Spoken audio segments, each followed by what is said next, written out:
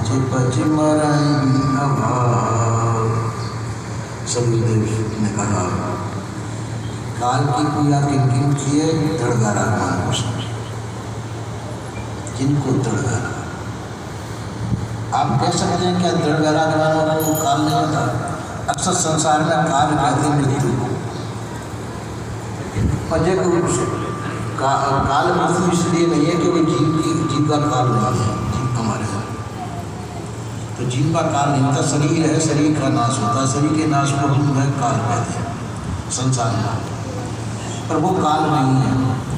काल उसे कहते हैं जिसके द्वारा जीव भ्रमित हो जाए, अपने आप को भूल जाए, अपने आप को नहीं जाता।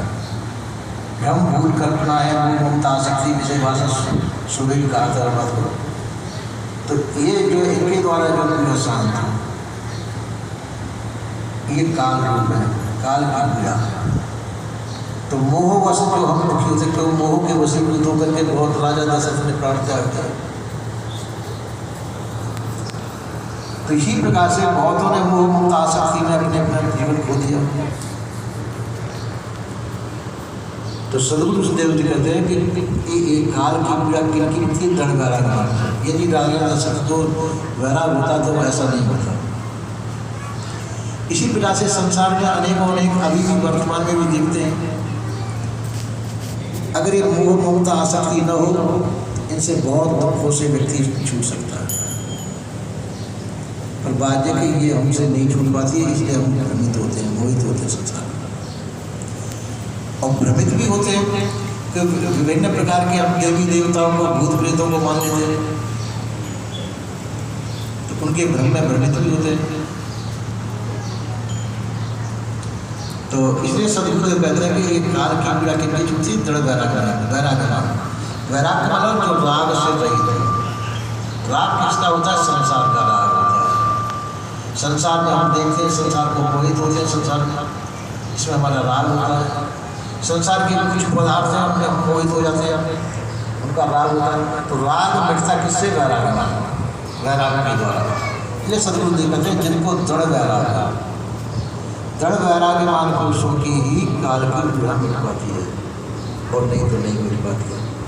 तो सदगुरुदेव कहते हैं काल की पीड़ा कितनी मिटती है? दृढ़ वैराग्यमान पुरुषों। उसके बिना सभी जीव दुखी है। ब्रह्मा भी दुखी, विष्णु दुखी, बड़े बड़े देव कहलाने वाले सभी दुखी हुए। जिनके अंदर ये नहीं आया तो उनके अंदर सभी दुखी हुए। ब्रह्मा विष्णु महेश के बड़े बड़े कहलाने वाले भी दुखी हैं। इनकी भी काल की पीड़ा नहीं मिटी। ये भी मोहित भ्रमित बने रहे, विषय वासना में लगे रहे हमेशा। इसी प्रकार से सदगुरुदेव कहते हैं कि जिनकी काल की पीड़ा नहीं मिटेगी, तो सभी प्रकार से भटकते मर गए। तो सदगुरुदेव अपने संतों को ये वो देते हैं, शिक्षा देते हैं, आप इस काल की पीड़ा में मोहित भ्रमित हुआ।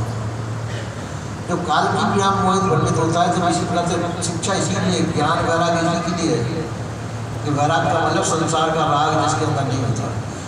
जिसके अंदर संसार का राग नहीं होगा वो दुखी नहीं होगा। अक्षर जो है दुखी हम इसीलिए होते हैं, हमारे अंदर रागात्मक प्रवृत्ति ज़्यादा है। तो रागात्मक प्रवृत्ति को यदि छोड़ दिया जाए तो हमारे सभी प्रकार के और वो दुख हमारे नहीं मिल पाते हैं। इसलिए संत गुरुजन कहते हैं आप रागात्मक प्रवृत्ति को छोड़ दें तो नहीं। पर बात ऐसा क्यों नहीं होता कि हम संत गुरुजनों की शिक्षा को ग्रहण नहीं कर पाते।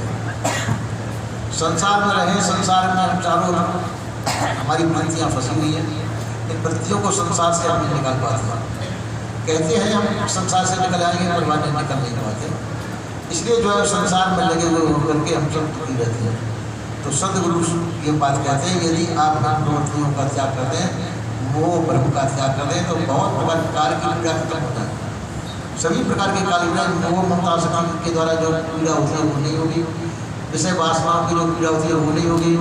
हम भ्रमित है हमारी बुद्धि, वो भ्रम के द्वारा जो पीड़ा होती है वो नहीं होगी।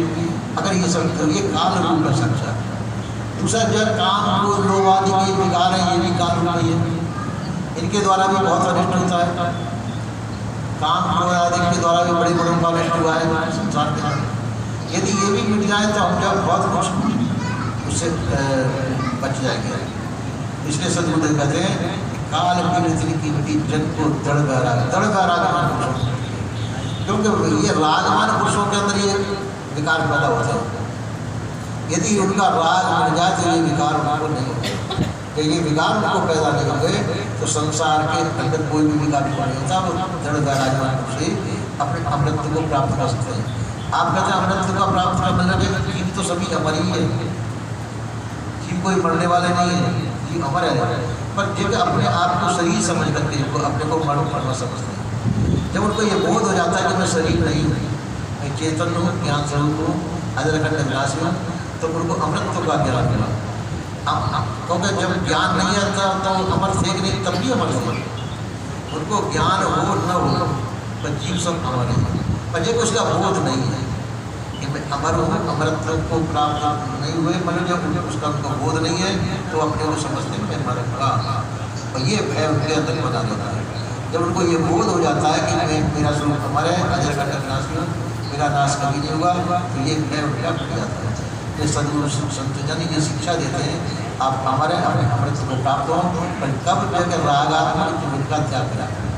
संसार का जो राग है इस राग का त्याग कर दें, आप हमारे अमर स्वरूप में स्थित होकर के आप अमृत स्थित हो, ये शिक्षा है। तो आप कहें कि ये शिक्षा क्या अभी कवि साहब नहीं दी या गुरु साहब ने दी, संत महात्मा देते चले आए हैं, पर दृढ़ में सदगुरु श्री कवि साहब ने, क्योंकि और लोग इनको पराश्रित होते चले आए हैं, अपने आप को सुख दुख के दाता कोई न कोई देव को मानते चले आए।